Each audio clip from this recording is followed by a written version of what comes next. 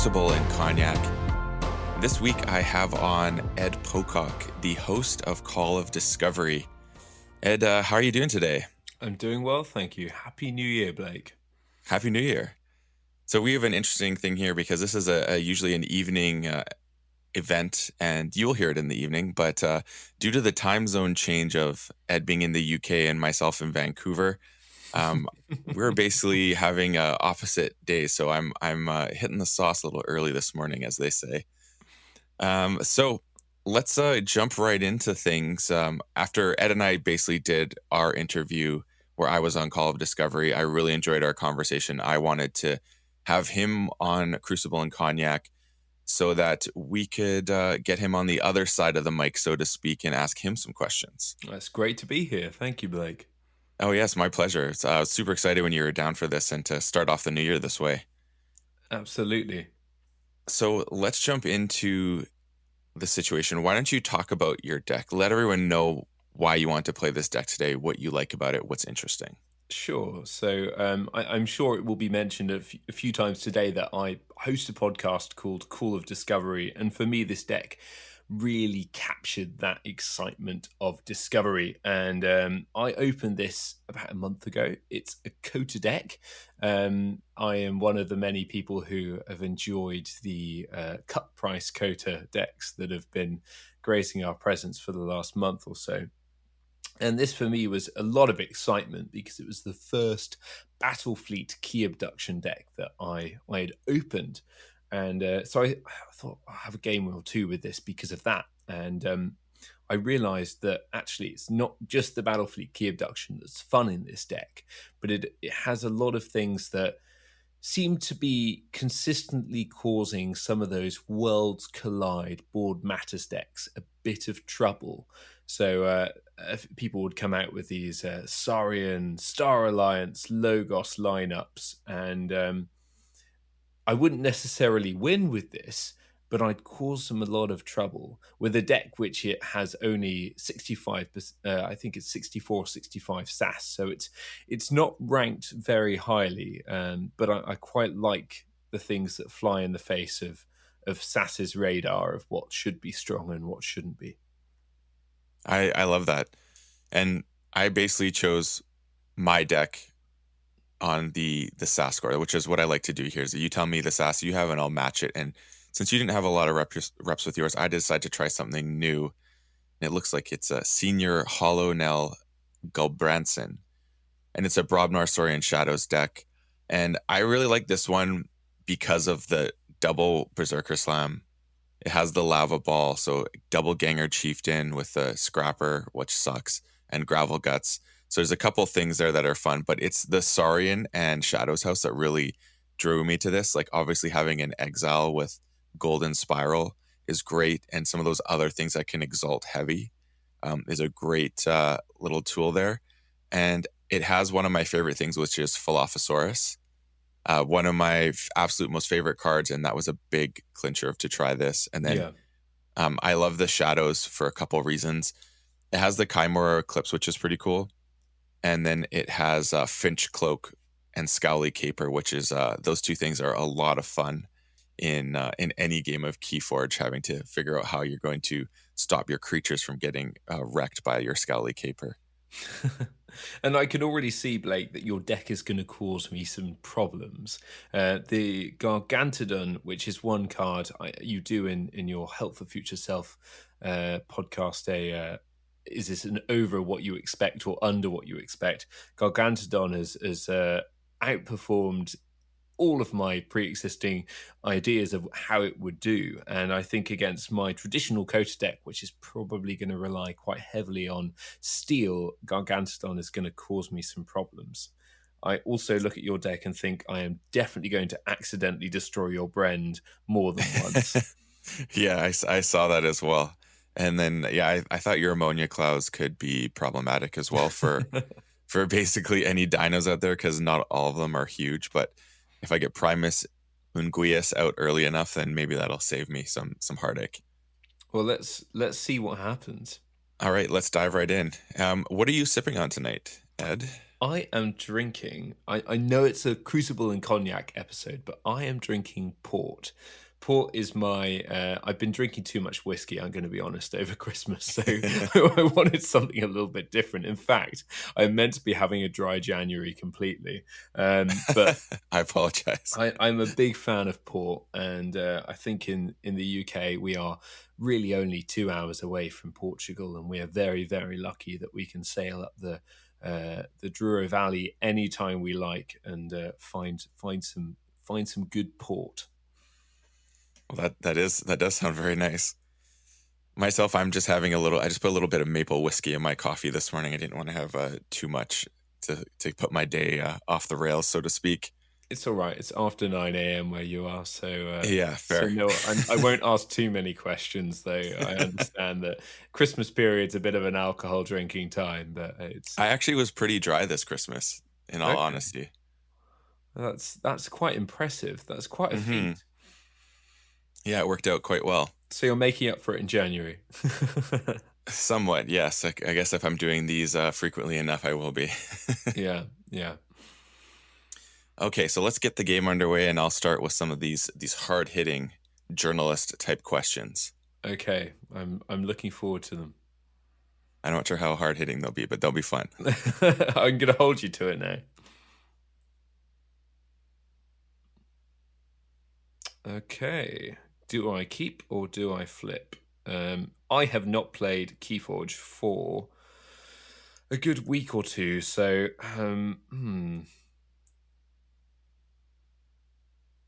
We played honestly, Sealed Reversal on New Year's Eve, which was a lot of fun with one deck, and it worked out really great because we all opened up really good decks except for one person, and he won the tournament. So you literally got to play like a really good deck every single game, which was a lot of fun.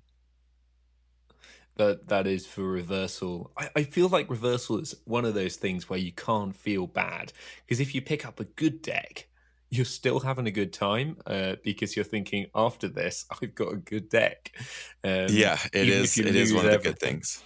Yeah. I would definitely agree. That is one of the positives of it. Wow. Okay, so you've got the Gargantodon out Yeah, right opening right hand. away, and the Golden Spiral. I mean, how do I mulligan three Saurian cards like that? Yeah, I'm in trouble. Um, Well, okay. while you're trying to figure out how to get out of this conundrum, my very first question for you is what got you into Keyforge? Like what was the draw, or how did your journey into the Keyforge world start? So my journey into the Keyforge world, I'm doing two things at once, which I'm sure all of your guests say, and they say, "Ouch, this is a lot." So I started off. I don't have that long of a background playing card games. I collected a bit of Pokemon when I was a kid, and I really enjoyed it. I very much appreciated the kind of creative side and the art, and it was all really about that for me. I never really played much of it, but that was the draw of it for me. Got into Yu-Gi-Oh as a kid and really enjoyed that as well. But again, none of the competitive side of it, really, none of the actual playing of it. It was more of a kind of collection, the artwork, appreciating the game design, and I did create a few kind of childish game designs of my own. And flash forward sort of 10 years later, I kind of went, hang on, there's this thing that's missing in my life. And I keep myself very busy with work and then with other hobbies as well. I'm a musician in my spare time. But I thought I want something else that doesn't feel like work at all, that I can really engage myself, that's really creative. And there was this hole there for me, and Magic wasn't going to fill it. I don't think. Although I really enjoy draft formats for Magic, and I know Blake, you also do. Hmm. And I got involved with a few drafts a couple of years ago when I first started thinking, hang on, there's this hole I want to have a game in, and I really enjoyed that, and I enjoyed kind of getting into it a little bit, but I struggled a bit with the community. It seemed very competitive, and the constant, even with draft formats, it's £10 whenever you go. If you want to see any of that money back, you've got to kind of take the time with the secondary market to do the selling and that side of things. And it wasn't what I was looking for, and constructive especially wasn't. It looked like a real money sink, and whilst I see the value in Magic, and I think Magic is amazing in some respects, it wasn't the right thing for me. And then I heard about KeyForge quite early on because I'd started playing Arkham Horror, and I'm a big fan of the Arkham Horror living card game, and I recommend that to anyone who's tempted by that universe. It really is a great experience. It's a cooperative card game as opposed to a competitive card game, and you really work together with your team, it's a group of investigators to solve a mystery. So that's a great thing to get to the table. But still, there was this whole, I wanted something that, yeah, was quick to pick up, that was engaging and gave me that rush that I was looking for. And then KeyForge came out, and I got two decks, and immediately I wasn't really drawn too much by it. I kind of thought, yeah, this is all right. It's very cartoony. I'm not sure what I make of this. And then I started playing, and again and again and again, and I was really struck by the uniqueness of it when I got a third and a fourth deck, and they were completely different. And they gave me a completely different experience to the first two decks. And every time I played someone else, I'd get that excitement of discovery, and it would feel like an entirely new game experience. Slowly but surely, it really did reel me in. And I was also struck by the fact that people that I'm friends with that had never really played anything like that. Maybe they've played Monopoly, Risk, other things. They wanted to play this, and they play one game with it, and then they'd be like, "No, I want to play more. Let's play all evening." And so for me, it was that kind of slow descent into, I'm now a KeyForge player. I now love this game. And I went to the UK Games Expo. Was my first proper competitive event ever, playing a game, and I had a great time doing it. I still feel, looking back, that I was very underprepared for the experience. Bizarrely, that's only about 7 or 8 months ago now, but I've really been drawn in since then. The other thing that's really drawn me in, I have to say, is the community. What a friendly, welcoming, and delightful bunch of people who all seem to have their own kind of quirks and skills in different areas. I've noticed that too. I mean, I played Magic, and I never became really close with the community. Like, there was people when I was there I was friendly with, but aside from that, it's was pretty much just very felt transactional within the context of the game and while you're playing the game. Whereas I've been doing here on KeyForge is I talk to people in the KeyForge community like every single day, which was something new for me. Yeah. And the next thing I wanted to ask you about is you're the first actual content creator I've had on the show, and I'm very curious to know what is your kind of draw to start creating content. Like, what made you want to be one of those people who has a content and does their own podcast? Because it's not it's an easy journey, but it's also not at the same time. Like, once you get into it, it's quite simple, but as you start going deeper and deeper, it becomes more complicated. So what drew you to that side of things? Yeah, I think this segues quite neatly on from the talk about the community, because it really was that drove me with this. In getting into Arkham, is the first kind of game I started playing properly, and with a nice community. The first thing I did was find a podcast, to listen to make sure I kind of knew knew what the game was, because really with these Fantasy Flight games, there's quite a high barrier to entry. Less so with KeyForge, but from someone that's not really done much of this stuff, that doesn't really know anyone that's played much of this stuff, there was a significant barrier to entry, and I found Drawn to the Flame, which is an exceptional podcast for fans of Arkham Horror, the card game. And I emailed these guys and I reached out to them because I noticed that they were based in London, and I introduced myself and said I want to get into this game, and what do I need to do to get into it? Is there a community here in London? And Frank and Peter from Arkham were super welcoming and super friendly.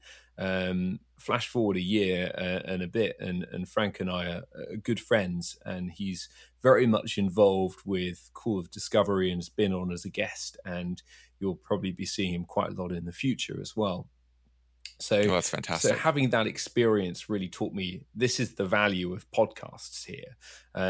I did a lot of acting when I was younger, and I've always enjoyed that side of things. And having that kind of creative venture, a bit of a kind of, I hope it feels like a bit of entrepreneurial spirit. But really, for Hmm. me, the main thing was it's a community of really interesting people with really interesting perspectives on something that's, a game that's really fascinating. um I considered myself to be less of an interesting character within that because of my limited history with card games, and I wanted to learn more and have those interesting conversations with people who had something to say, who had these interesting perspectives on the game. So on gaming, and generally find out more about them. So that was my draw for kind of starting a podcast, was to have interesting conversations with interesting people. And I've been overwhelmed, and consistently overwhelmed, really, by the reception and by how people have been, how kind the community's been and how supportive they've been in this whole process. That's fantastic. Yeah, and you have a great show, so it's not hard to see why the love would be poured in. Because I loved being on the show with you. It was a lot of fun. Thanks, I appreciate that. I've got a really bad hand here, Blake. This is not I this is not Don't worry. going Well, well. let's keep going. It'll be okay. I almost regret playing the Gargantodon because I have a lot of steel things that I cannot utilize now. Okay, I'm And that's gonna the double edge of the Gargantodon. I feel sometimes it can work in your disfavor as well. right. Well, that works. And It does indeed. am I going to just go crazy with this one? Yes, I am. Oh, I'm going to let you keep this one for now and just deal some damage to that one because I really want to get rid of that. Okay. Yeah, cool. You'll go for it. Okay. See, I have a 2/2 hand as well, and I'm going off kind of an interesting concept that I heard Z talk about when him and the Wookiee were doing an episode, and it's almost like you play what's the most in your discard is what you should play, because Okay. the chances of you drawing into that house again is less as a result, if that makes sense. Yeah. I heard they were talking about this, and they were saying, um, yeah, it adds an extra dimension, I think, to the game. Certainly, I Yeah, am still too much of a lazy player, really, I think, to check my discards and my opponent's discards as much as I should. But it's if I had a New Year's resolution, one of them would be to start doing that a little bit more. that was weird. I just did Trust No One, and it stole one from you, which it Oh, shouldn't have done, Crucible. This is bad. right? Although, let's look at the each amber that would be stolen is captured by a creature controlled by the active player instead. However, as I have no active creature, But I'm the active you're player. the active player, of course. Yeah. So let's just rectify that. So I'm going to go into manual Hmm. mode here. Next question I have for you is what is your favorite card to play? And I want to know your Ooh. favorite card to play because of one that's fun and one that you find really powerful and competitive. And one that I find really powerful and competitive. So one of each. One that you're just like, I just love playing this Okay. card. Like it's maybe not the most competitive, but I just enjoy playing it. I am a sucker for silly, random, and wonderful cards that do strange things. Uh, and I like the cards that really their role changes in whatever deck they're in. I feel that there are cards, just having that one card in a deck that can give that deck an entirely different feel to it. And for that reason, I'm going to say Heart of the Forest here. The Mm, first time I came up against a Heart of the Forest deck was one of the worst KeyForge games of my life. understandable. And I went through a kind of journey with this card of from the idea of thinking, actually, I don't like this card at all, to thinking, oh, there really is a place for this card. It's a really valuable card, and I want to see it as much as I possibly can. Oh, I'm going to have to really waste this turn. Oh well, this is really really dreadful. Hmm.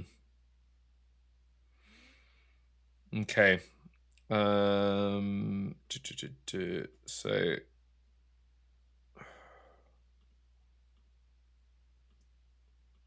I just need to get rid of things. There we go. Um, All right.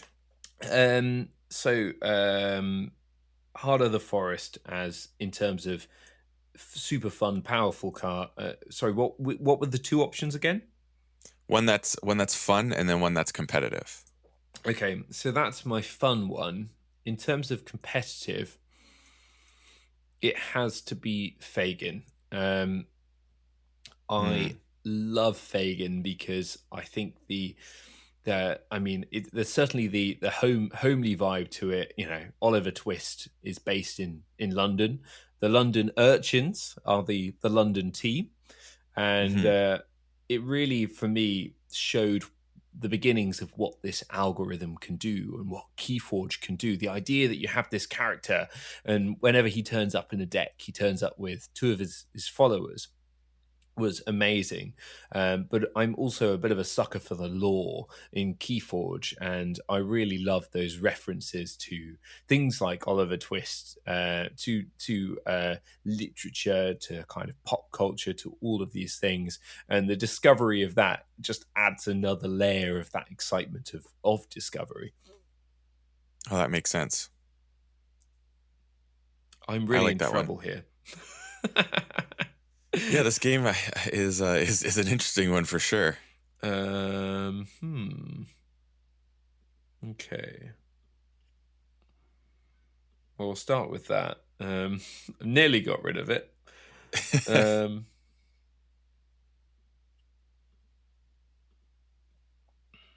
okay, back to you.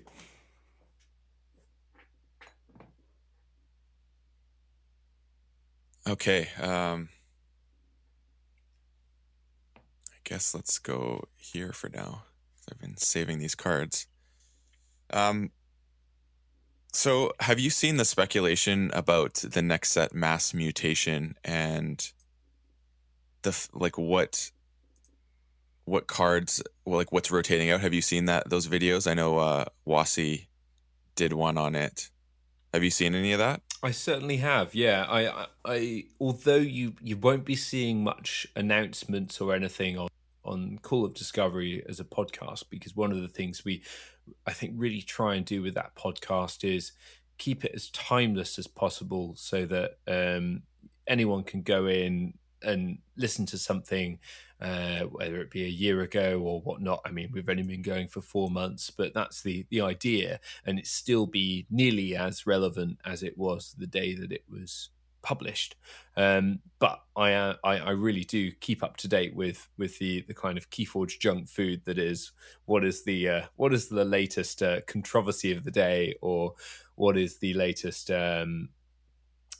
speculation. And yes, I have seen, and I love the idea of having Sanctum in with the Sarians and seeing how they really manage that with two big beefy houses and how they evolve them, and then maybe whether we'll sort of see some of the other sides of those houses. Because I suppose whilst the Sarians like to kind of exalt themselves and show off, I imagine that in some ways Sanctum are their sworn enemies. They are the ones that, are all about valor, honor, and And not hubris and greed and whatnot, which is I exactly. like that too. Yeah, that's going to be fun. I'm However, just happy to not see Brobnar too. I'm going to be very honest. If that is true, I'm over them this set, and I think that there's something with the distribution because I see a lot of people are saying they have an abundance of Brobnar somehow. okay, okay, yeah, there certainly have been some interesting distribution things going on this set, I think, but I suppose there always were going to be, to a certain extent, with a new game like this, doing something entirely different. And fortunately, I haven't seen any myself, but I know it's been a problem for you guys on the West Coast. Yes. In terms of the speculation of what it's looking like with houses and things, I think it's super exciting. But part of me does want to see new houses, and so I was slightly disappointed. I suppose, and this is happening, then I think they've done quite a good job of showing this early to almost kind of manage expectations for the people that were excited to see new houses that maybe they wouldn't be arriving. Um, Hmm. but yeah, it would be. I'd love to see a new house with every set. Not lots of new houses, but just one or two. A sprinkle of new, some returning old stuff, because I feel that there's so much they can do with this game. But then I do understand that they really want to kind of build out these houses and show the different sides they have. No, I agree. I hear that. That makes sense. Okay, I'm going to do one other thing with this. And this is going to be to, what do I want to kill? Actually, probably want to kill this one.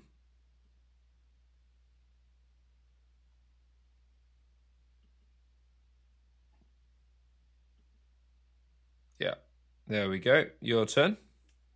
That was a good call. Super, yeah, super pleased in a way that actually Brobnar's having a bit of a rethink. I've enjoyed it in this set. Actually, I think there's some interesting things. Certainly, in Rage is something that down the line I think could be interesting for Brobnar. Um, but I must say that in terms of theme, anyway, Brobnar and Mars, despite the fact I'm playing them, have been the two houses that have been least favourites, although in gameplay they are probably two of my favourites. Oh, for sure. Yeah, I would agree. Okay.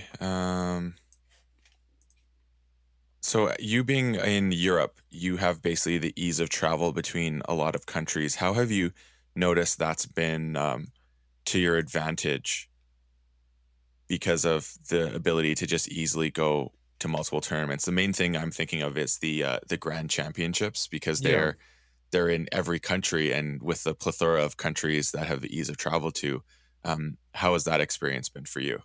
Yeah, absolutely. I mean, I've traveled a few times. I went to Krakow in Poland for a double vault tour out there, and this was to kind of coincide with the European Championships for the other Fantasy Flight games.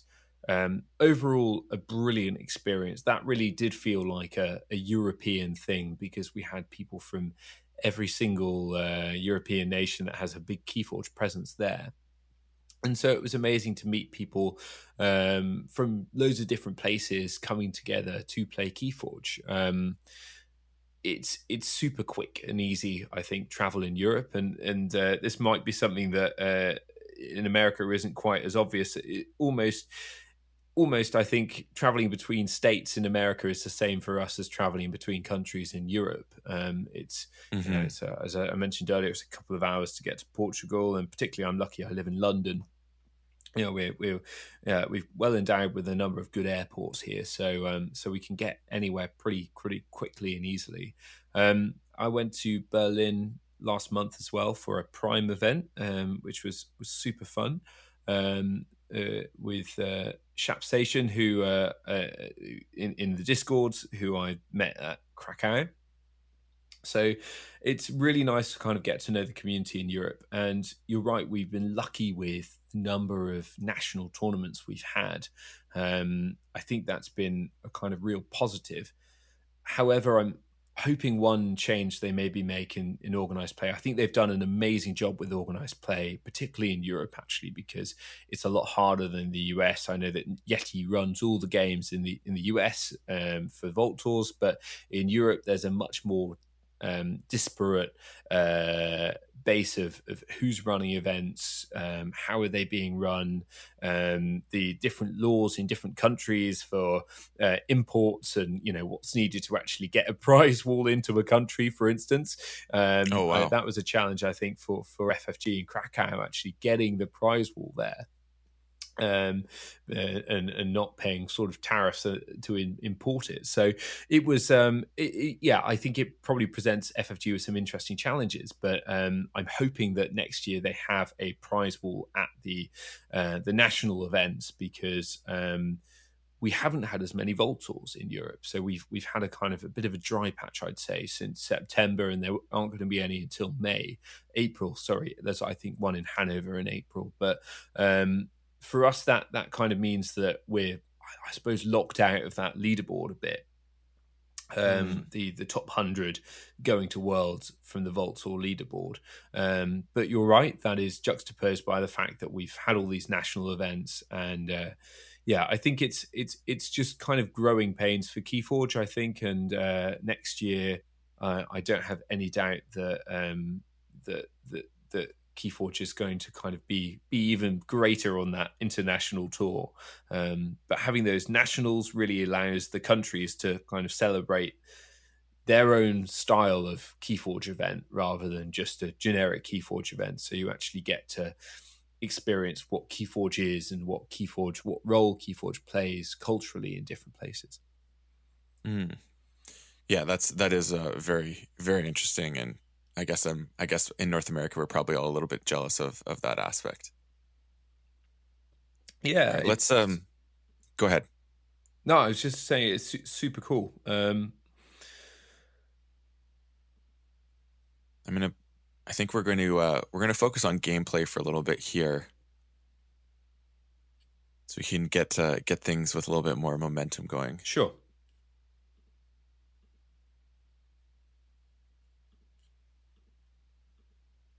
Okay, so I've just pulled out some more Brobnar bits and bobs, and hopefully got rid of the last of your shenanigans. Although I'm stuck with a 2-2-2 split, which doesn't necessarily Yeah, help. I have a weird hand as well.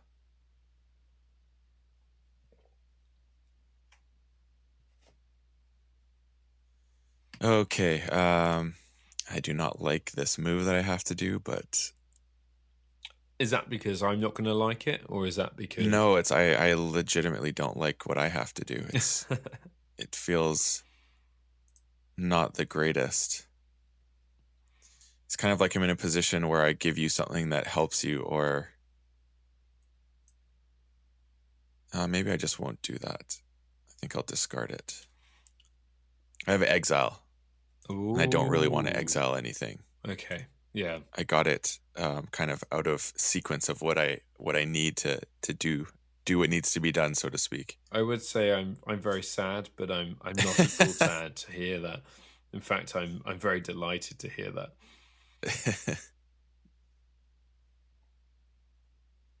Yeah, this deck is like I've never played it before. It's very interesting to kind of see how things come. And I've noticed with some decks you get that situation where you can, like, I think you're experiencing a little bit right now, is the draw just comes in the absolute worst way, and you kind of need to determine, is this like like sometimes seeing the worst it can be is a blessing because you understand the pains that could exist and how do you mitigate those? Like what do you need to do to be aware of them or to kind of just work around them if they come up and have that mentality and thought process. Like I had a deck where I knew if I got logos too late in the game, it would be an issue.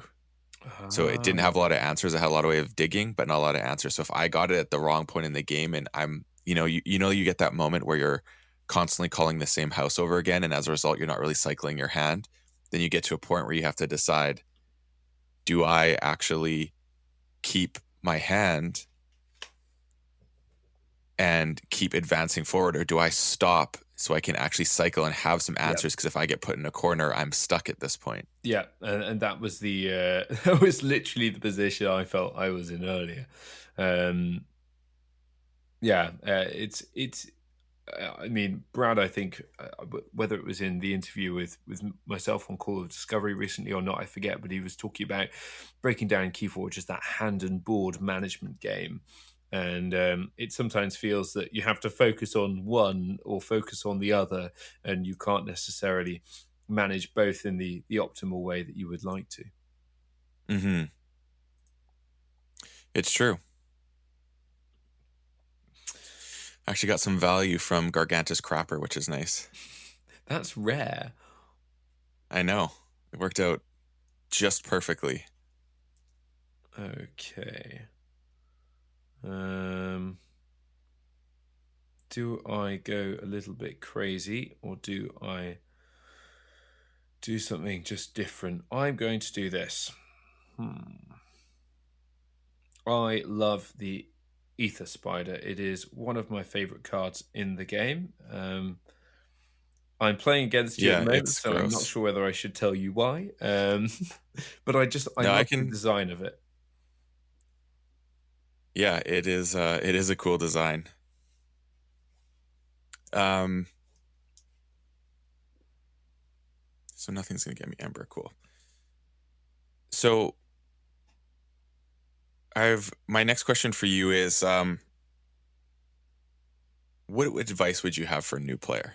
Because I know you champion getting people into the game. So what's like the one piece of advice you would have for a new player coming into the game?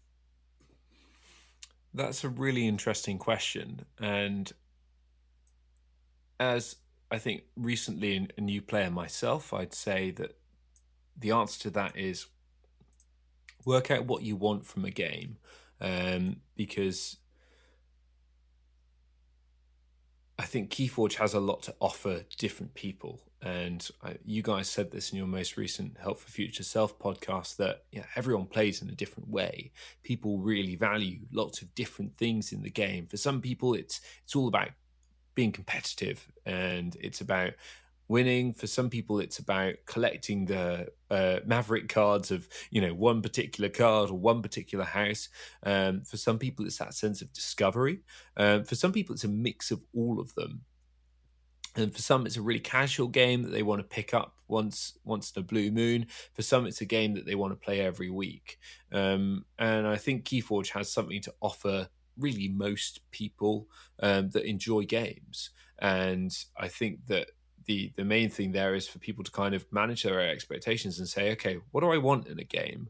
And then can KeyForge be that game for me?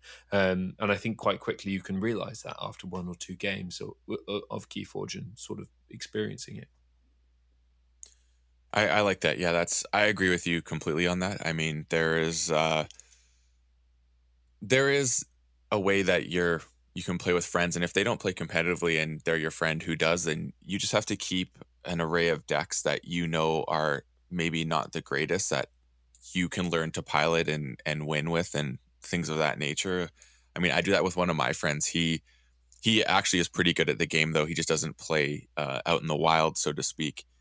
And he is like, it's so much fun playing with him. It's something we do when we hang out every week, and I really enjoy that with him. And we discovered a deck combination which is really neat, where we both have a deck that is really good. So, or not really good, so to speak. It's we both have a deck that it matches very well. Like my deck is Yeah. way higher rated than his, but due to the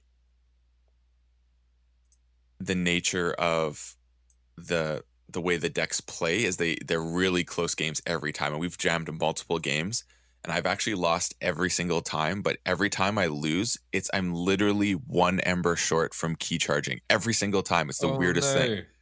Like one ember short from winning the game in key charging, and it's this really weird deck I have with Val Jericho, and the deck has zero creature control, like a zero in that stat on SAS. Yeah. But all the other stats are really good. It has like a 22 speed stat, which is insane. I've never seen it that high before.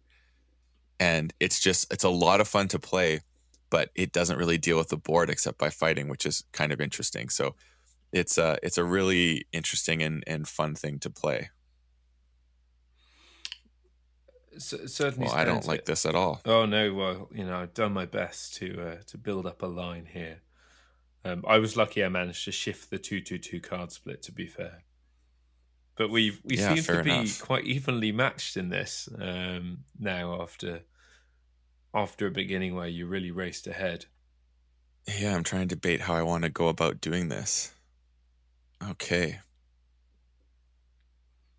I mean, it's not too early just to give up, Blake, if you know. I know. I realized that.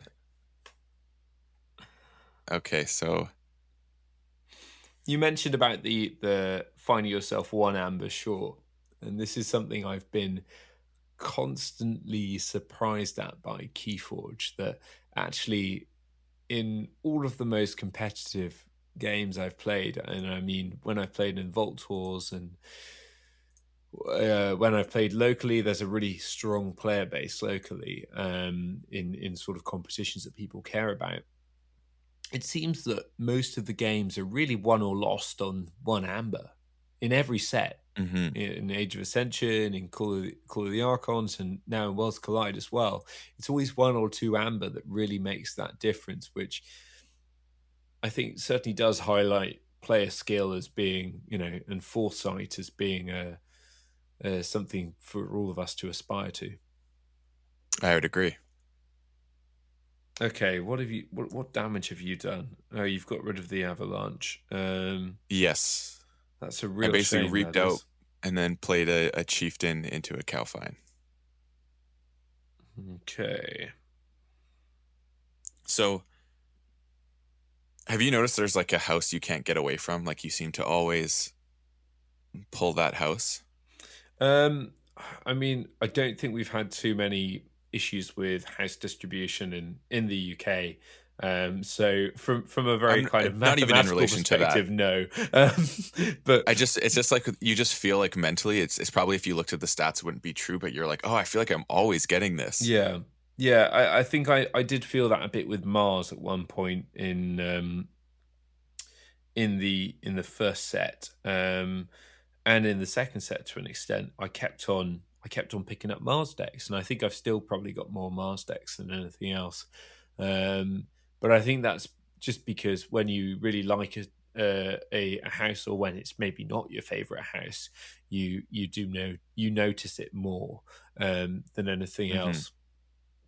For me, in Worlds Collide, I'm very happy that I've only opened, I think, about 20 decks. Only. What do I mean only? That's still quite a large number of decks, but I've opened about 20 decks, and I've opened four Star Alliance, Logos, and Saurian decks, and I'm very, very happy to do that because I think there's a 1 in 34 chance of opening any one house combination.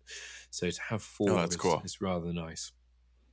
Um, Right, I am going to do you some damage. How you ask, how I ask as well.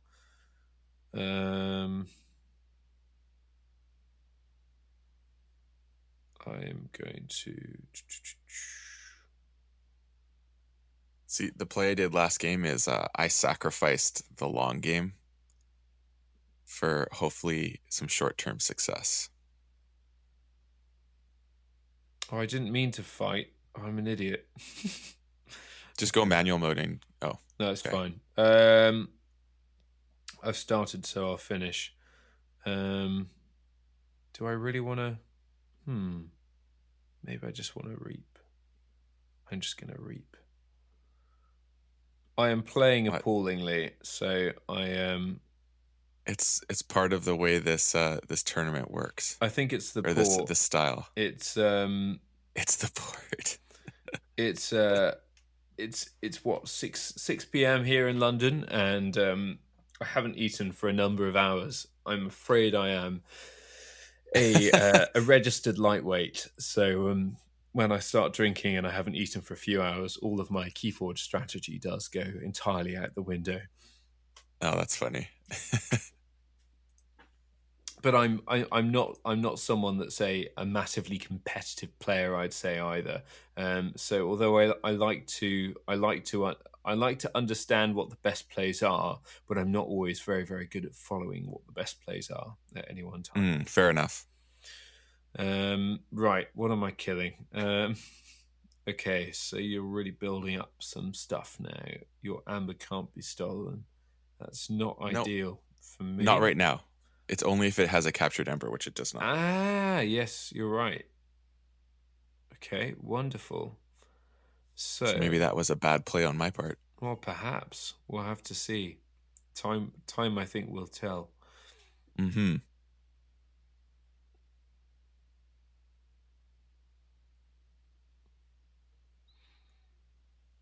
Okay, I'm just gonna go self-destructive right now and Interesting. kill my own thing with that to gain one. I am then gonna play through a few of our favorite friendly neighborhood shadows cards. This has been a card for me, the Smiling Ruth, that is I've always really enjoyed playing it. I think it's much more powerful than at first glance. Yes, it looks like it. And that's my turn. Over to you, Blake. All right. I guess I should start setting up the end game at this point. I guess I don't really have Well, to you do can that. try. Yes, true. I think I'm just gonna go for the jugular, as they say. Okay. Do your worst. So my next question for you is: if there was one thing you could change about KeyForge, what would it be? Oh, that is a brilliant question. And saying that's a brilliant question buys me time to answer it, but it doesn't help me find an answer. I think, as ever, everyone has ideas and things they think away, and a kind of IP, like an exciting IP like KeyForge could go. But part of that excitement for me is that I don't know. I was struck talking to Brad a few weeks ago that he said he would love to sort of share that same excitement of discovery that we have, that he really doesn't know what the card pool are when they come out. And so I certainly value that position that we have as we really don't know what's in set 4, and we've got a few massive hints from Brad, but aside from that, it's all open. What would I like more of? I think it would be the use of different formats more frequently. So I really love the idea of reversal format. I really love reversal. I like the idea of expanding out adaptive a little bit more. I like the idea of doing weird and wonderful things with KeyForge in different formats, because it is itself a weird and wonderful game.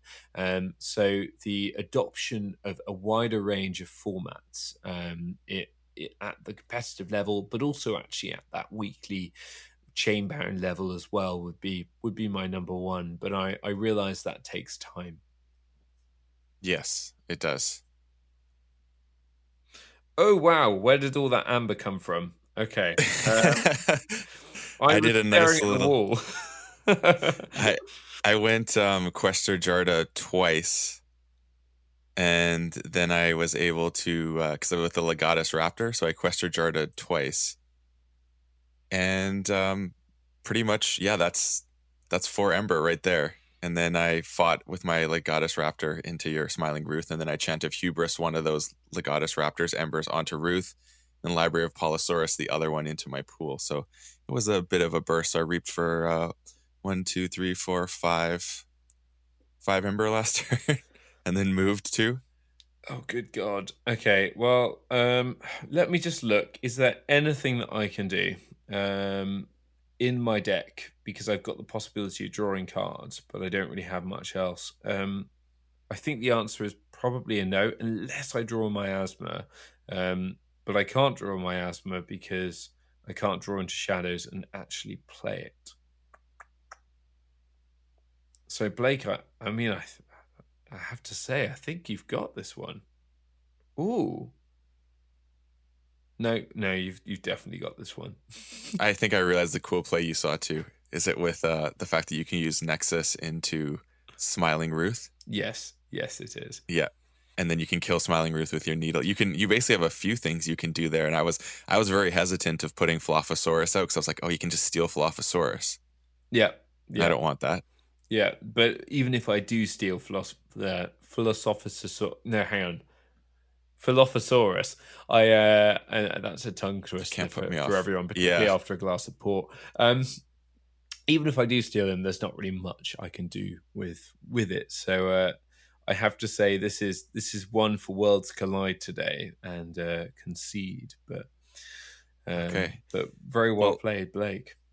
Thank you, sir. I think you didn't get a good draw though. Like just seeing some of the things you had to do early just were very suboptimal, unfortunately for you. Yeah. But at the same time, I think that's part and parcel of the game, the element of luck in it. But let's not detract from your savvy playing skills. And I don't know about that, but things worked out well. Okay, so now let's do the closing question. Okay. Which I have to say is the reason this question exists is I was inspired by your question, which is somewhat similar but not the same. And that is, if you could have any character in KeyForge be your spirit animal, who would it be? You even told me about this question on my own Yes. podcast, and I haven't even thought about it. If I could have any card in the Crucible as my spirit animal, what would It it doesn't be? even have to be the main character. Like last week or last episode, Scrouner, he chose the screaming face in Relentless Whispers as his character, who's pulling out his hair. And I thought that was quite funny. So it can actually be an actual character or a periphery character within a card. I absolutely love the Pampakers, and for that reason, I would like to think that if I was on the Crucible, I would be a Pampaker. They are super cool, they are super fun, and I get the feeling they work well with other people and other creatures on the Crucible because they bolster the team. They work well together, and yeah, I very much like them. So I'm going to go for a Pampaka. Which one? Oh, do I think the +2 power, right? I have to choose? I like them both for different reasons. But Okay, yeah, fair enough. So you're a little bit of each. I'm a little bit of both. I'm a future Pampaka from set 4. Amazing. Well, thanks so much for being on today, Ed. I really appreciate it. And it's always great to have a conversation with you. And hopefully, some people got to get more insight to you and your view of the game through this, which I was super excited to get to do with you. Yeah, it's been brilliant to be on. I certainly try and keep the spotlight off myself in Call of Discovery. But yeah, thanks for having me. Oh, it was my absolute pleasure. Ed, and where can everyone find you if they want to seek you out on the different ways that we interact in KeyForge? You can find out a bit more about Call of Discovery, and you can find me on all of the social medias at Call of Discovery, and you can find us on all of the podcast apps. And as always, everyone, may your amber never be stolen and you forge your keys promptly. Have a good one.